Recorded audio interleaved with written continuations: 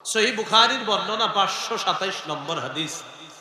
হাদিসের বর্ণনাকারী আব্দুল্লাহ ইবনে মাসউদ রাদিয়াল্লাহু তাআলা তিনি বলেন, সাআলতু রাসূলুল্লাহ সাল্লাল্লাহু আলাইহি ওয়াসাল্লাম আইয়ুল আমালি আহাব্বু ইলাল্লাহ। আল্লাহ নবীর কাছে আমি জানতে চাইলাম আল্লাহর কাছে সবচেয়ে পছন্দনীয় আমল কোনটি? নবীজি জবাব দিলেন, আসসালাতু আলা ওয়াক্তিহা, সময় মতো নামাজ পড়া। এবার আমি বলবো, আপনারা জবাব দিবেন। বলেন তো আল্লাহর কাছে সবচেয়ে পছন্দের আমল কোনটি? আবার আল্লাহর কাছে সবচেয়ে পছন্দের আমল কোনটি? ক্বালা সুম্মা আইয়ুন ইয়া রাসূলুল্লাহ। প্রশ্ন করলেন, হুজুর এরপর আল্লাহর কাছে সবচেয়ে পছন্দের আমল কোনটি? নবীজি জবাব দিলেন, বিররুল ওয়ালিদাইন, পিতা মাতার সেবা করা, পিতা মাতার আনুগত্য করা। ক্বালা সুম্মা আইয়ুন ইয়া রাসূলুল্লাহ। হুজুর এরপর সবচাইতে পছন্দের আমল কোনটি? নবীজি বললেন, আল জিহাদু ফি সাবিলিল্লাহ, আল্লাহর রাস্তায় জিহাদ করা। বলেন কি? আল্লাহর রাস্তায় জিহাদ করা। এটাও আল্লাহর কাছে সবচেয়ে পছন্দের আমল। পিতা মাতার সেবা করা, এটাও আল্লাহর কাছে সবচেয়ে পছন্দের আমল। আর এর মাঝেও সবচেয়ে পছন্দের আমল হলো কি বলেন তো? সময় মতো নামাজ পড়া। আল্লাহ তাআলা আমাদেরকে সময় মতো নামাজ পড়ার তৌফিক দান করেন।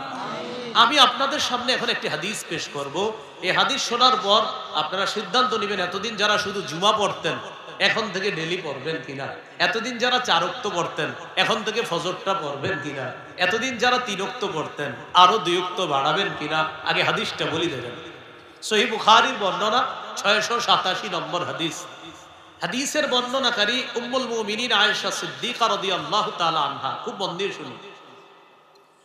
সাকুলান নবী সাল্লাল্লাহু আলাইহি ওয়াসাল্লাম, রাসূলুল্লাহ সাল্লাল্লাহু আলাইহি সাল্লাম প্রচন্ড অসুস্থ হলেন। এই বাংলাটা বলতে হবে আপনাদের। কি অসুস্থ? প্রচন্ড অসুস্থ হয়েছে, ইন্তেকালের ঠিক আগে। এতটাই অসুস্থ হয়ে গেলেন, এশার নামাজের সময় সাহাবায়ে কেরাম অপেক্ষা করতেছে নবীর ইমামতিতে নামাজ পড়বে, কিন্তু নবীজি ঘর থেকে বের হচ্ছে না। অনেক দূরেও না, ঘরের পর্দাটা সরাইলেই মসজিদ, নবীজি আসতেছে না। নবীজি প্রশ্ন করলেন, আসাল্লান নাস, আচ্ছা সাহাবীরা নামাজ পড়ছে? ঘরের সদস্যগণ জবাব দিলেন, লা ইয়া রাসূলুল্লাহ কুম ইয়ান্তাজিরুনা লাক। ইয়া রাসূলুল্লাহ, তারা নামাজ আদায় করে নাই, তারা আপনার অপেক্ষা আছে। নবীজি বললেন, দুউলি মাআন ফিল মিখদাব, আমার জন্য পানির ব্যবস্থা করো, গোসল করতে হবে। ফাফআলনা, আমরা পানির ব্যবস্থা করলাম। ফাগতাসালা, নবী গোসল করলেন। গোসল করার পর যাহাবা লিয়ানু, আল্লাহ নবী মসজিদে যাওয়ার জন্য রওনা করলেন। ফাউগমিয়া আলাই, নবী সাথে সাথে বেহুশ হয়ে গেলেন। মসজিদ দূরে না, একদম সাথেই বেহুশ হয়ে গেছে। সুম্মা আফাকা, হুশ ফিরে আসছে। হুশ ফিরে আসার পর আবার নবী বললেন, সাল্লান নাস, সাহাবীরা নামাজ পড়ছে কিনা?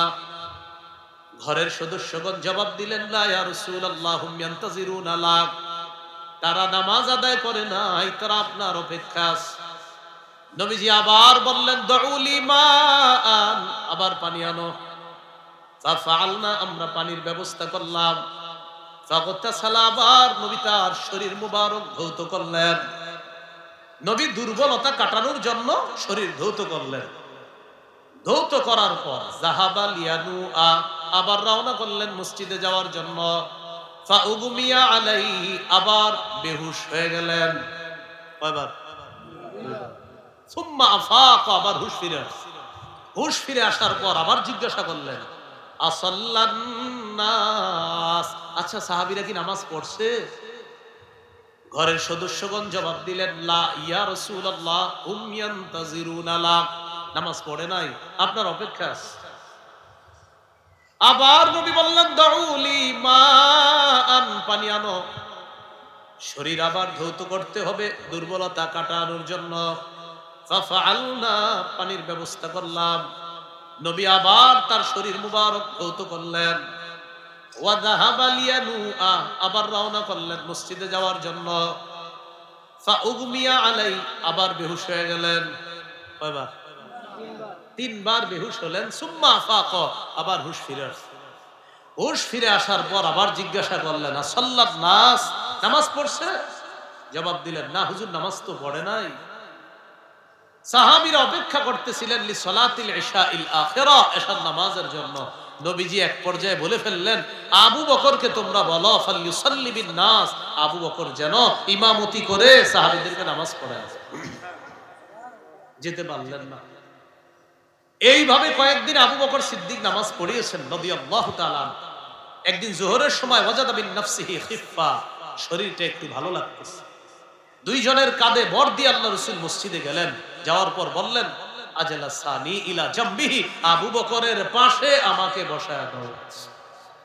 আল্লাহ রাসূল সাল্লাল্লাহু আলাইহি সাল্লাম কঠিন অসুস্থতার সময় নামাজের জন্য এত পেরেশান। নাসাইর বর্ণনা 3939 নম্বর হাদিস। এই হাদিসের মধ্যে আসছে রাসূলুল্লাহ সাল্লাল্লাহু আলাইহি সাল্লাম বলেন, হুব্বিবা ইলাইয়া মিনাদ দুনিয়া, আমার কাছে প্রিয় করে দেওয়া হয়েছে তিনটি জিনিস। বলেন তো আমাদের নবীর কাছে সবচেয়ে প্রিয় কয়টি জিনিস? এক নম্বর আন-নিসা, মা জাতি। দুই নাম্বার অত্তিব, সুগন্ধি। তিন নাম্বার ওয়াজুইলা কুররাতু আইনি ফিস সালাহ, ওয়া ফি রিওয়ায়া ওয়াজুইলা কুররাতু আইনি ফিস সালাহ, নামাজের মাধ্যমে আমার চোখ শীতল হওয়া, এটা আমার কাছে প্রিয় করে দেওয়া হয়েছে। নামাজ পড়লেই আমার ভালো লাগে। প্রিয় ভাইরা, সময় মতো নামাজ পড়বো তো ইনশাআল্লাহ। আল্লাহ তৌফিক দান করেন। মনে আছে নামাজ কায়েম করা মানে সময় মতো নামাজ পড়া, মানেও নামাজ কায়েম করা। এরপর নামাজের নিয়ত করা। বলেন কি করা? নামাজের নিয়ত। সহিহ বুখারীর বর্ণনা, ওমর ইবনুল খাত্তাব রাদিয়াল্লাহু তাআলা আনহু থেকে বর্ণনা, তিনি বলেন, ক্বালা রাসূলুল্লাহ সাল্লাল্লাহু আলাইহি ওয়াসাল্লাম, ইন্নামাল আ'মালু বিন্নিয়াত, আমলের প্রতিদান নিয়তের সাথে। বলেন, আমলের প্রতিদান কিসের সাথে? নিয়তের। আল্লাহ তাআলা আমাদেরকে নামাজের এই পূর্ববর্তী শর্তগুলা গুরুত্ব সহকারে যেন আমরা এই শর্তগুলা আদায় করে এরপর নামাজে দাঁড়াতে পারি, আল্লাহ তৌফিক দান করেন। দেখি আপনাদের মনে আছে কিনা, নামাজ কায়েম দ্বারা মৌলিক কয়টি উদ্দেশ্য? কয়টি?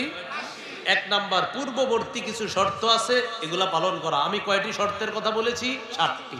7টি বুঝেন নেই? কায়েম করা দ্বারা কয় উদ্দেশ্য? 5। আর প্রথম উদ্দেশ্য হলো কিছু শর্তগুলা আছে, এইগুলা প্রতি গুরুত্ব দেওয়া। এই জাতীয় কয়টা শর্ত বলছি? 7টা।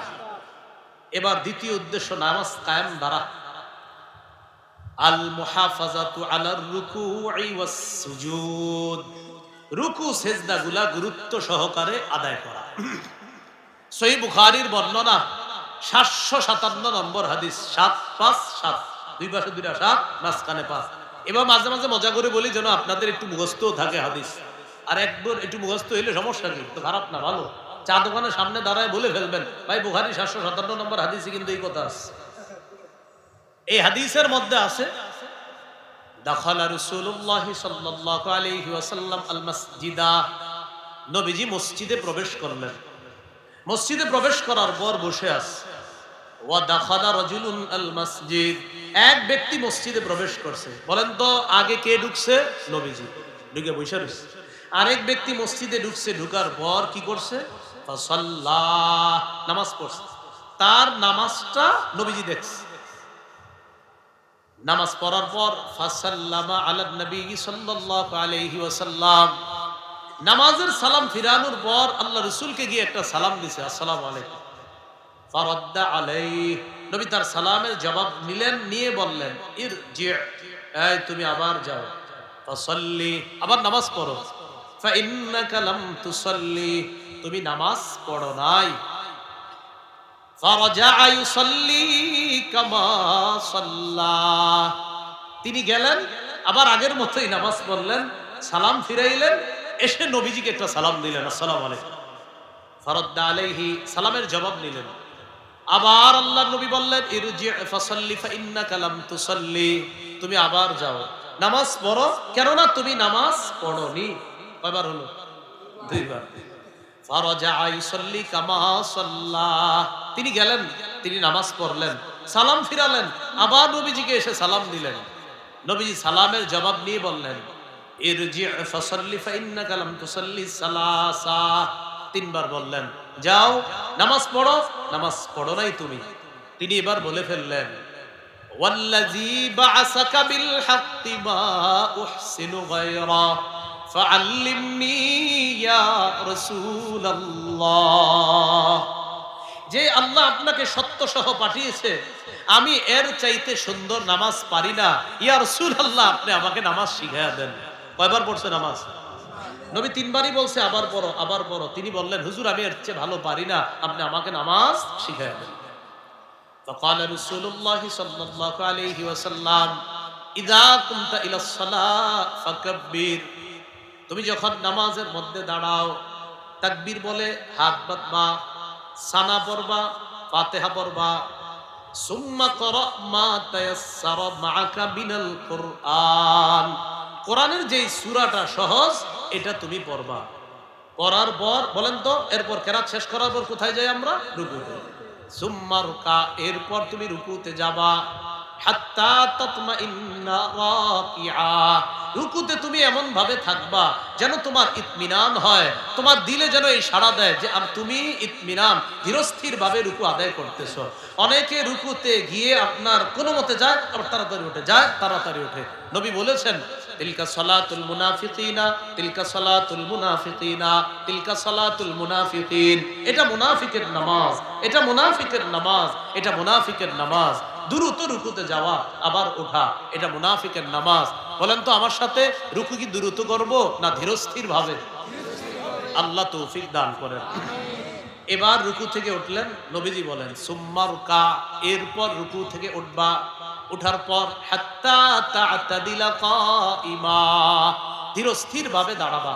দেখেন আমাদের কিছু মুসল্লি ভাই আছে এমন, রুকু থেকে মাথা উঠায়া মাথাটা ঝুঁকায়া রাখে, পুরা দাঁড়ায় না, এমনি বাঁকা হয়ে থাকে আর বুঝায় ইমাম সাহেব ধৈর্য কিন্তু আর হইতেছে না, আপনি তাড়াতাড়ি সিজদা যান।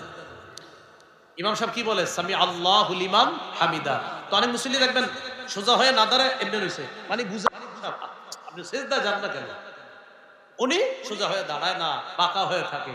এটা আজকে থেকে আমরা করব, বলেন ইনশাআল্লাহ। কেউ যদি করে মোহাব্বতের সাথে বলে দিব, ভাইজান এইভাবে করবেন না, রুকুটা সুন্দরভাবে দাঁড়াবেন। দাঁড়িয়ে আপনি রুকু থেকে যখন দাঁড়াবেন, ইতমিনানের সাথে সুন্দরভাবে একদম সোজা হয়ে দাঁড়াবেন। এরপর আপনি সিজদায় যাবেন। তো রুকু থেকে দাঁড়িয়ে আপনার যদি ইমামের পিছনে থাকি আমরা, তাহলে কি বলি? রব্বানা লাকাল হামদ, অথবা আল্লাহুম্মা রব্বানা লাকাল হামদ, অথবা আল্লাহুম্মা রব্বানা ওয়া লাকাল হামদ, অথবা রব্বানা ওয়া লাকাল হামদ। সময় থাকলে পড়তে পারেন হামদান কাসীরান তাইয়িবান মুবারাকান ফি।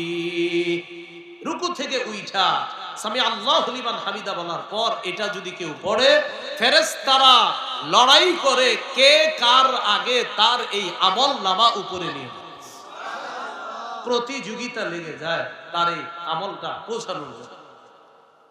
এই হলো রুকু থেকে দাঁড়াইলাম। তা আপনি বাঁকা হয়ে যখন থাকেন কি বুঝান? রব্বানা লাকাল হামদ বলার এত সুযোগ নাই, ইমাম সাহেব তাড়াতাড়ি সিজদায় যান। এগুলা ভাই করব না আমরা। এরপর সুম্মাসজুদ, সিজদায় যাবা। যাওয়ার পর হাত্তা তাতমাইন্না সাজিদা, ধীরস্থির ভাবে সিজদা করবা। সুম্মা রুফা, দুই সিজদার মাঝখানে বসবা। দুই সিজদার মাঝখানেও আবার সেম কাহিনী, অনেকে এইভাবে বাঁকা হয়ে থাকে দুই সিজদার মাঝখানে। হুজুর তাড়াতাড়ি সিজদায় যান। মনে রাখবেন, কিছু কিছু মানুষ এতটাই বাঁকা হয়ে থাকে যেন তার দুটি সিজদা মিলে একটি সিজদা হয়।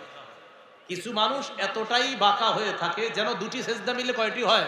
একটি হয়। আর কারো মাজায় পিঠে সমস্যা থাকলে সেটা ভিন্ন কথা, কিন্তু আপনি সুস্থ হয়ে যে আমি এখন বসে রয়েছি কিন্তু সিজদা এইভাবে রয়েছে, এটা কেন? সিজদা থেকে উঠা এইভাবে না, আমরা সোজা হয়ে বসবো। বলেন বসার পর, বলেন দুই সিজদার মাঝখানে আমরা পড়বো আল্লাহুম্মা গফিরলি। বলেন তো সবাই আবার, আবার আবার আবার পড়েন তো, বলেন আল্লাহুম্মা গফিরলি ওয়ারহামনি। এই ছোট্ট দুইটা মুখস্থ থাকবে তো, তিনবার সবাই দোনোটা বলেন আল্লাহুম্মা গফিরলি ওয়ারহামনি। পড়েন ওয়ারহামনি, আবার আল্লাহুম্মা গফিরলি ওয়ারহামনি, আল্লাহুম্মা গফিরলি ওয়ারহামনি। এই দুইটা আপনারা বলেন। আরো বড় আছে দোয়াটা, আল্লাহুম্মা গফিরলি ওয়ারহামনি ওয়াজবুরনি ওয়ারফানি ওয়াহদিনি ওয়াআফিনি ওয়ারযুকনি। এতগুলা দরকার নেই, আপনি শুধু একটুই বলেন আল্লাহুম্মা গফিরলি ওয়ারহামনি। কত অসাধারণ দোয়া!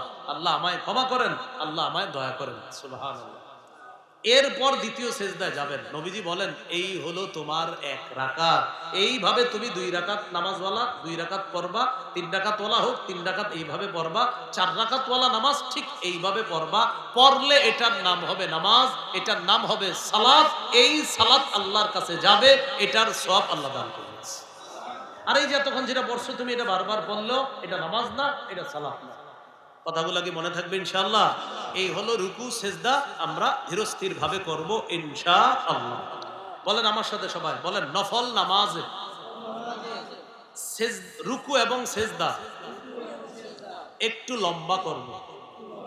বলেন তো নফল নামাজে রুকু সেজদা একটু কি করব? লম্বা করব। যেমন কেরাতটা অনেকে লম্বা করে, তো নফল নামাজে রুকু সেজদাটাও একটু লম্বা করব। এই ব্যাপারে একটি হাদিস বলি আপনাদের সামনে। সহিহুল জামে 1671 নম্বর হাদিস। আব্দুল্লাহ ইবনে ওমর রাদিয়াল্লাহু তাআলা আনহুমা একদিন এক যুবককে দেখলেন নফল নামাজ পড়ে। রাআ আব্দুল্লাহ ইবনে ওমর রাদিয়াল্লাহু তাআলা আনহুমা ফাতান ইউসাল্লি। আব্দুল্লাহ ইবনে ওমর দেখেন এক যুবক নফল পড়ে। قد أطال القيام وأطنبا। নফল নামাজের মধ্যে সে লম্বা সময় দাঁড়িয়ে আছে, তবে রুকু সেজদা লম্বা করতেছে না।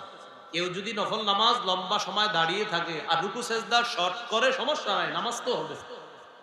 আব্দুল্লাহ ইবনে ওমর বলেন আইয়ুকুম ইয়ারিফু হাযা, তোমাদের মধ্যে এই ছেলেটাকে কে চিনো, যুবকটাকে কে চেনো?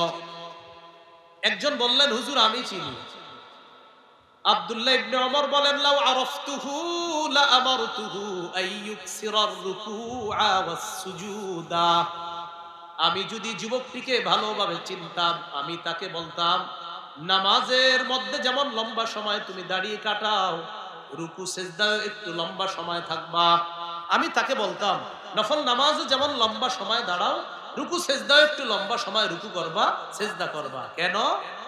فإني سمعت رسول الله صلى الله عليه وسلم يقول إن العبد إذا قام إلى الصلاة أتي بذنوبه كلها فوضعت على عاتقيه। বান্দা যখন নামাজে দাঁড়ায় তার সব গুনাহগুলা স্তূপ করে তার কাঁধে রাখা হয়। বলেন বান্দা যখন নামাজে দাঁড়ায় তার গুনাহ সমূহ স্তূপ করে 2 কাঁধে রাখা হয়। তাহলে বলেন তো বান্দা নামাজে দাঁড়াইলে তার গুনাহগুলা কোথায় রাখা হয়? এরপর নবী কি বলে দেখেন, ফাকুল্লামা রাকাআ আও সাজাদা তাসাকাতাত আন। বান্দা যখন রুকু করে সিজদা করে গুনাহগুলা ঝরে পড়তে থাকে। রুকু সেজদা যদি লম্বা হয় তার গুনাহ ঝরার মাত্রাও বাড়বে। তা আব্দুল্লাহ ইবনে ওমর রাদিয়াল্লাহু তাআলা আনহুমা বললেন যে এই ছেলেটা আমি যদি চিনতাম তাকে বলতাম রুকু সেজদা গুলাও যেন একটু লম্বা করে। তাহলে ভাই রুকু সেজদা এগুলা ইতমিনানের সাথে আমরা আদায় করব, আল্লাহ তৌফিক দান করেন। 7 অঙ্গে সেজদা করবে। বলেন কয় অঙ্গে সেজদা করব? 7 অঙ্গে। বলেন কপাল নাক, এই হলো 1 অঙ্গ, 2টা মিলে কপাল নাক। বলেন 2 হাত, কটা হলো মোট? 3টা। বলেন 2 হাঁটু, এই হলো 5টা।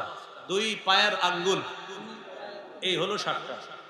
তাহলে কপাল নাক মিলে একটা, 2 হাত 3টা, 2 হাঁটু 5টা, 2 পায়ের আঙ্গুল, কটা হলো? 7টা।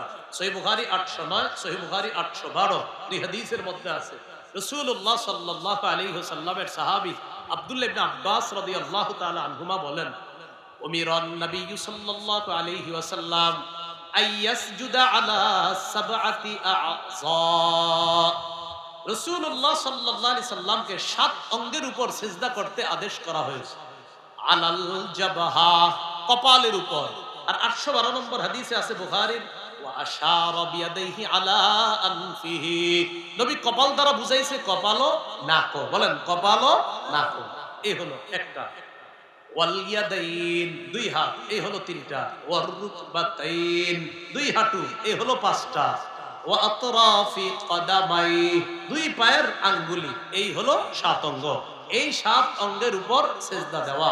তাহলে সেজদায় ধীরস্থিরতার সাথে সেজদা দেওয়া, রুকুগুলা ধীরস্থির ভাবে করা, দাঁড়ানোটা সুন্দরভাবে হওয়া, এটাও নামাজ কায়েম করা। মনে আসেনি মূল আলোচনা কি করা? নামাজ কায়েম করা।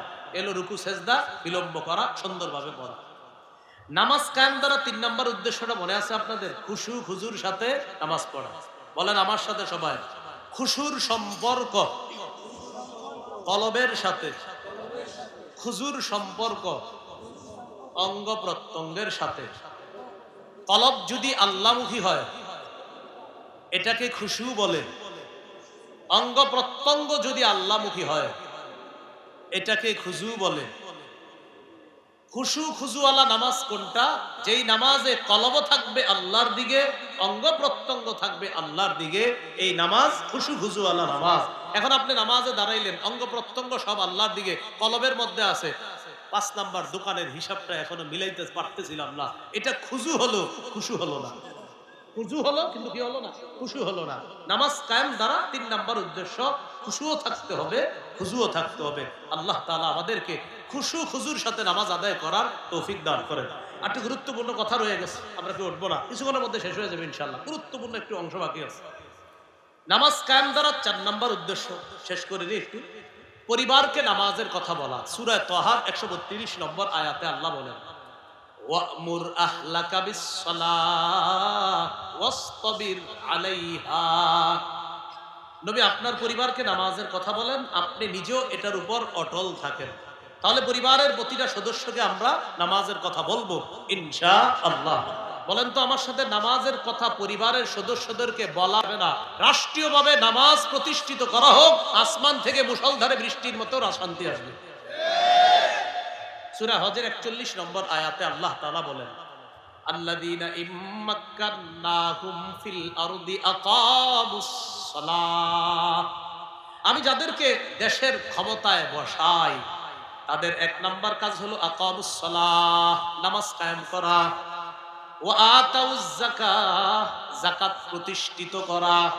তাহলে 1 নাম্বার নামাজ প্রতিষ্ঠিত করা, 2 নাম্বার যাকাত প্রতিষ্ঠিত করা।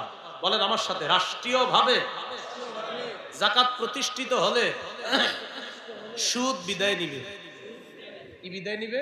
সুদ। কি বিদায় নিবে? জোরে বলেন, কি বিদায় নিবে? রাষ্ট্রীয়ভাবে যদি যাকাত প্রতিষ্ঠিত করা হয় তাহলে বিদায় নিবে কে? তাহলে সুদ বিদায় নিবে। টেনশনে আছে সবাই যে সুদ কেমনি বিদায় নেওয়া যায়। রাষ্ট্রপ্রধানের এখন 2 নাম্বার কাজ, রাষ্ট্রীয়ভাবে যাকাত প্রতিষ্ঠিত করা, সুদ অটোমেটিক বিদায় নিবে। 3 নাম্বার ওয়া আমারু বিল মা'রুফ, নেক কাজের আদেশ করা। 4 নাম্বার ওয়ানাহাউ আনিল মুনকার, অসৎ কাজ থেকে নিষেধ করা।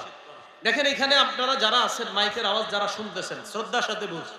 কেউ বিএনপি করেন, কেউ হয়তো আওয়ামী লীগ করেন, আওয়ামী লীগকে মহব্বত করেন, কেউ জামাতে ইসলামে মহব্বত করেন, কেউ ইসলামী আন্দোলনকে মহব্বত করেন, কেউ খেলাফত মজলিস, কেউ খেলাফত আন্দোলন, কেউ জমিয়তে উলামায়ে ইসলাম, কেউ নিজামে ইসলাম পার্টি ইত্যাদি এগুলো আপনারা পছন্দ করেন। এই যে পছন্দ করেন, কেউ জাতীয় পার্টি, জাসদ বাসদ অনেকে পছন্দ করে এগুলা। দেখেন আমাদের প্রথম একটা কাজ হবে, যে যেই দলে করেন আপাতত মাথায় ঢুকান, পরবর্তীতে আমাদের দায়িত্বশীল যারাই হোক যেন পুরুষ হয়। এ হয় পুরুষ। কেন? সবাই বলেন কেন? এই কেনর উত্তর হলো রাসূল সাল্লাল্লাহু আলাইহি ওয়াসাল্লাম বলেছেন, লা ইউফলিহা কওমুন ওয়াল্লাউ আমরাহুম ইমরাআতান। ওই জাতি কিছুতেই, বলেন কিছুতেই সফল হবে না যারা তাদের দায়িত্বে কোন নারীকে বসায়। তাহলে আমি আপনি যদি কোন নারীকে প্রধান বানায় আর বলি সফলতা চাই, সফলতা চাই, সফলতা চাই, নবী বলে কিছুতেই না, কিছুতেই না, কিছুতেই না। আমি রাজনৈতিক ব্যক্তি না, কিন্তু আমি বলছি বিএনপি যারা করেন তাদেরকে মনে হচ্ছে তারা আগামীতে প্রধান যাকে বানাইতে চায় তিনি পুরুষই হবেন মনে হচ্ছে। আওয়ামী লীগ যারা আছেন, আমি জানি না আপনাদের রাজনৈতিক ভবিষ্যৎ কি হবে, এটা আমি জানি না, এটা রাষ্ট্র জানে কি হবে না হবে।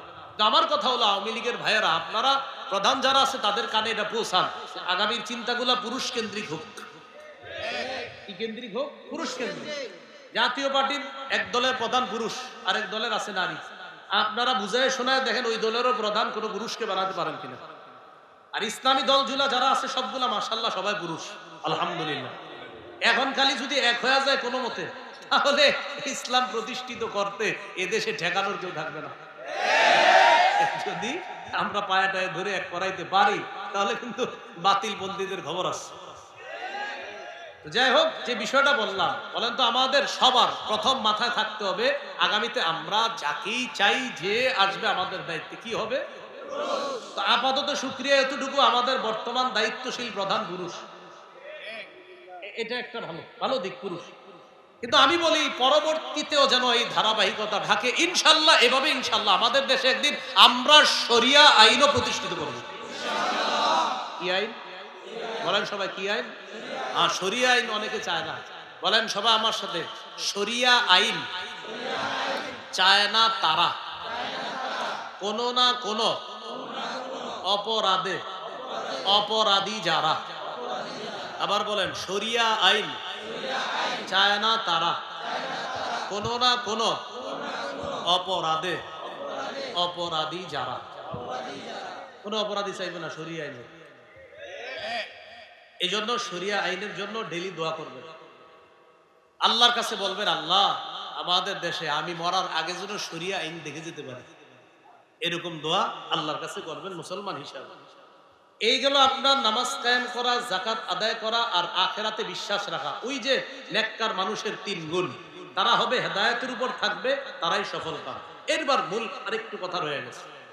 পরের আয়াতে আল্লাহ বলেন, ওয়ামিনান নাসি মাইয়াশতারি লাহওয়াল হাদিস, যারা অনর্থক গল্প কিনে, গান বাদ্য কিনে, লিউদিল্লা আন সাবিলিল্লাহ বিগাইরি ইলম, অজ্ঞাতবশত মানুষকে আল্লাহর রাস্তা থেকে দূরে সরানোর জন্য। কি কিনে বলেন তো? গল্প। বলেন কি গল্প? মিথ্যা। বলেন মিথ্যা গল্প, গান, বাদ্যযন্ত্র, এগুলা যারা কিনে মানুষকে আল্লাহর রাস্তা থেকে দূরে সরানোর জন্য। ফুল বিষয়টা বুঝেন। মক্কার কাফেররা চুপে চুপে কোরআন তেলাওয়াত শুনতো। সুবহানাল্লাহ। কাফেররা টেনশনে পড়ে গেলে লিডাররা এইভাবে কোরআন তেলাওয়াত শুনলে তো ঝামেলা। নজর ইবনুল হারেস নামে একজন কি করলো, ইরানে গেল। ইরানে গিয়ে ইরানের কিছু মিথ্যা গল্প কাহিনী সম্বলিত কিছু বই কিনে আনলো। আর কিনে আসলে একজন দাসীকে কিনে আনলো যে গান গাইতে পারে। কেন আনলো?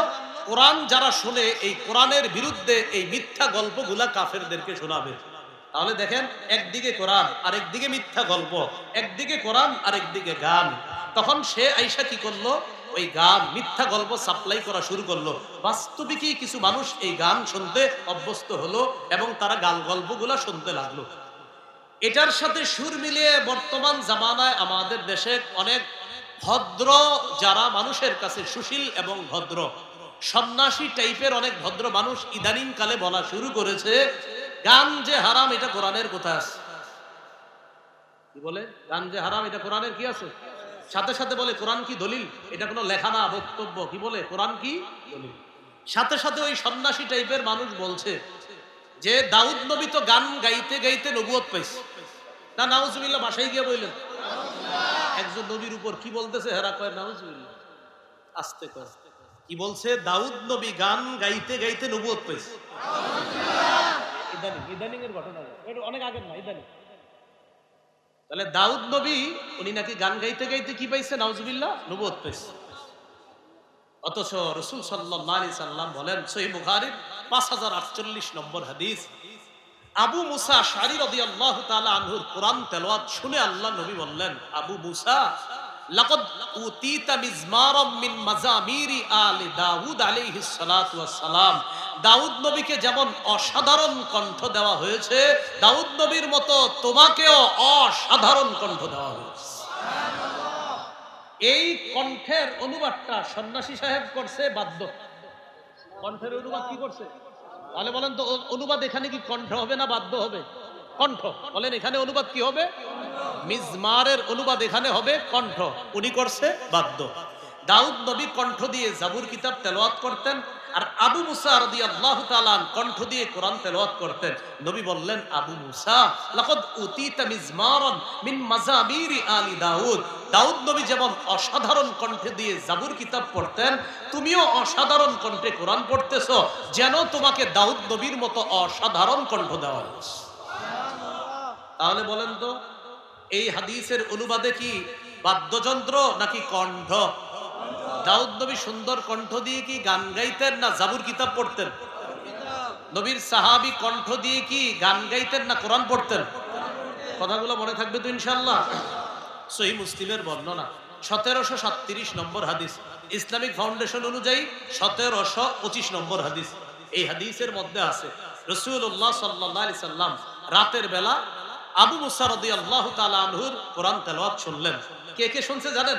মজার হাদিস, নবীজি আর বিবি আয়েশা সিদ্দিকা রাদিয়াল্লাহু তাআলা আনহা। রাতের বেলা দুজন বের হইছে হাঁটতে, নবীজি আর তার বিবি। মাঝে মাঝে বিবির নিয়ে একটু রাতে হাইটেন, এটা সুন্নত। এটা কি সুন্নত? বাকি এখন যে পরিবেশ, এই পরিবেশে মুশকিল। তো রাসূল সাল্লাল্লাহু আলাইহি সাল্লাম তার বিবিকে নিয়ে রাতে হাঁটতে বের হইছে। হঠাৎ দেখে তার সাহাবী আবু মুসা কোরআন তেলাওয়াত করতেছে। সুবহানাল্লাহ। আল্লাহ যার উপর কোরআন নাজিল করলেন তিনি পিছনে দাঁড়ায়া তার স্ত্রীকে নিয়ে তার একজন সাহাবীর কোরআন তেলাওয়াত প্রাণ ভরে উপভোগ করতেছিলেন। না জানায়া চুপে চুপে আবার চলে গেছে। নবীও চলে গেছেন, আম্মাজান আয়েশা সিদ্দিকা রাদিয়াল্লাহু তাআলা আনহা চলে গেছেন। পরের দিন আবু মুসা রাদিয়াল্লাহু তাআলা নবীজির কাছে গেছে। যাওয়ার পরে আল্লাহ রাসূল সাল্লাল্লাহু আলাইহি সাল্লাম বললেন, আবু মুসা, রাতের বেলা তুমি অমুক জায়গায় কোরআন পড়তেছিলা তাই না? জি ইয়া রাসূলুল্লাহ। নবীজি বললেন, আমি আর আয়েশা গত রাতে তোমার পিছনে দাঁড়িয়ে দাঁড়িয়ে কোরআন তেলাওয়াত শুনতেছিলাম। আবু মুসা রাদিয়াল্লাহু তাআলা বললেন, হুজুর, লাউ আলিমতু, আমি যদি জানতাম যে আপনি আমার পিছনে আছেন, লাহাব্বারতু লাকা তাহবিরা, আমি কোরআন আরো সুন্দর করে পড়তাম। সহিহ মুসলিমের বর্ণনা আসছে, নবীজি বলেন, আবু মুসা, তোমার তেলাওয়াত শুনে আমার কি মনে হয়েছে জানো? লাকাদ উতিতা মিজমারান মিন মাজামিরি আলি দাউদ। দাউদ নবীকে যেমন অসাধারণ কণ্ঠ দেওয়া হয়েছে, এটা দিয়ে তিনি জাবুর পড়তেন, তোমাকেও কোরআন পড়ার জন্য আল্লাহ প্রদত্ত দাউদ নবীর মতো অসাধারণ কণ্ঠ দেওয়া হয়েছে। আমার সাথে একটু বলেন, মিজমারের অনুবাদ হাদিসের মধ্যে বাদ্যযন্ত্র, গান নাকি কণ্ঠ? সুকণ্ঠ। বলেন, কি বলবেন? সুকণ্ঠ। তাহলে এটার অনুবাদ কি, গান না সুকণ্ঠ? সন্ন্যাসী সাহেব বলছে যে এটা গান, যে গান গাইতে গাইতে উনি নবুয়ত পেয়ে গেছে। আমরা বলবো এই বক্তব্য প্রত্যাহার করার জন্য এবং তওবা করার জন্য, কারণ একজন নবীর ব্যাপারে এই জাতীয় অপবাদ দেওয়া এটা স্পষ্ট হারাম, এটা অন্যায় কাজ।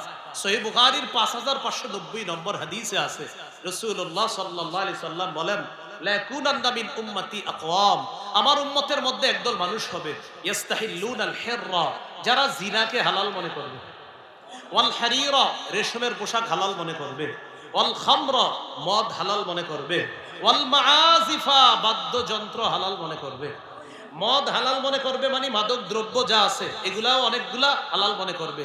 যেমন সন্ন্যাসী সাহেব এটাও বলছে যে সিগারেটের চেয়ে গাঁজা ভালো, সিগারেটের যেই ক্ষতি হয় এর চেয়ে কম ক্ষতি গাঁজাতে হয়। এটা বলছে। এই জন্য খুব সাবধান। আমাদের দেশে নতুন কোন ইসলামের স্বপ্ন অনেকে দেখতেছেন না, আমাদের দেশে আল্লাহ রসুলের ইসলামই প্রতিষ্ঠিত হচ্ছে। মুহাম্মদ সাল্লাল্লাহু আলাইহি সাল্লামের ইসলাম, এটা আগে ছিল, এখনো আছে, এটাই থাকবে। হ্যাঁ, এটাকে কেন্দ্র করে শরিয়া প্রতিষ্ঠিত হবে, এটাকে আধুনিকায়ন করা বা অমুক ইসলাম কায়েম করা, এগুলা এদেশে 90% মুসলমানের দেশে এটা সম্ভব হবে না। বরং এদেশে মুসলমানদেরকে সর্বোচ্চ প্রাধান্য দিয়েই সব কাজ করতে হবে। না, মানুষ এই দেশে বেশি কোন দলের? আরে কোন ধর্মের? মুসলমানের। এবার আমার সাথে বলেন, যদি ইসলাম জিতে যায় সবাই জিতে যাবে। আবার যদি ইসলাম জিতে যায় মুসলমানরাও নিরাপদ, অমুসলিমরাও নিরাপদ। ইসলাম জিতে গেলে নিরাপদ আমরা না সবাই? মুসলমানরাও নিরাপদ, অমুসলিমরাও নিরাপদ। তাহলে গান গল্প করে আনছিল কোরআন থেকে দূরে সরানোর জন্য, এখনো ষড়যন্ত্র চলছে কি যে গান এগুলা কোনো নিষিদ্ধ কাজ না, এগুলা কোনো অন্যায় কাজ না। আমরা স্পষ্ট দায়িত্ব নিয়ে প্রতিবাদ করতেছি, এই কথার জন্য তওবা করতে হবে। দাউদ নবীর উপর মিথ্যা অপবাদ দেওয়ার জন্য তওবা করতে হবে। আল্লাহ তাআলা আমাদের সকলকে যে কথাগুলো আপনার সামনে বললাম, আমরা সবাই যেন নামাজ কায়েমের কথাগুলো মনে আছে সবার, এইভাবে আমরা নামাজ প্রতিষ্ঠিত করতে পারি নিজের জীবনে, ব্যক্তি জীবনে, পারিবারিক জীবনে, সমাজে, রাষ্ট্রে আমরা যেন সালাত প্রতিষ্ঠিত করতে পারি। আল্লাহ তৌফিক দান করেন।